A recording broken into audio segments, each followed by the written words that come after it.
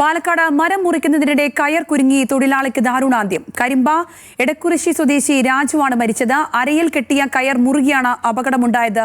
അജിത് ബാബു ഉണ്ട് കൂടുതൽ വിശദാംശങ്ങളുമായി. അജിത്ത്, എപ്പോഴായിരുന്നു ഈ സംഭവം? എന്താണ് ഉണ്ടായതൊക്കെ?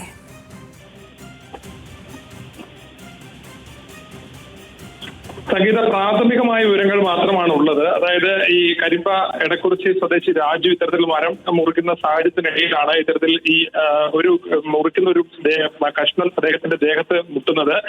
പിന്നീട് അപ്പത്തന്നെ ഈ വയറിന്റെ ഭാഗത്ത് കെട്ടിയിരുന്ന അരയിൽ കെട്ടിയിരുന്ന കയറ് മുറുകുകയായിരുന്നു. കുറച്ച് സമയത്തിനുള്ളിൽ തന്നെ അദ്ദേഹം ഇത്തരത്തിൽ ഈ കയറ് മുറിച്ചു മാറ്റിയെങ്കിലും പക്ഷേ അസ്വസ്ഥത ഉണ്ടാകുകയും മരത്തിന്റെ മുകളിൽ തന്നെ ഇരിക്കുകയും ചെയ്യുകയായിരുന്നു. പിന്നെ 1 മണിക്കൂറോളം ഫയർഫോഴ്സ് ഉദ്യോഗസ്ഥരൊക്കെ എത്തി താഴെ വലയൊക്കെ കെട്ടിയാണ് അദ്ദേഹത്തെ താഴെ ഇറക്കുന്ന സാഹചര്യം ഉണ്ടായത്. ആശുപത്രിയിൽ എത്തിച്ചപ്പോഴേക്കും അദ്ദേഹത്തിന് മരണം സംഭവിച്ചിരുന്നു.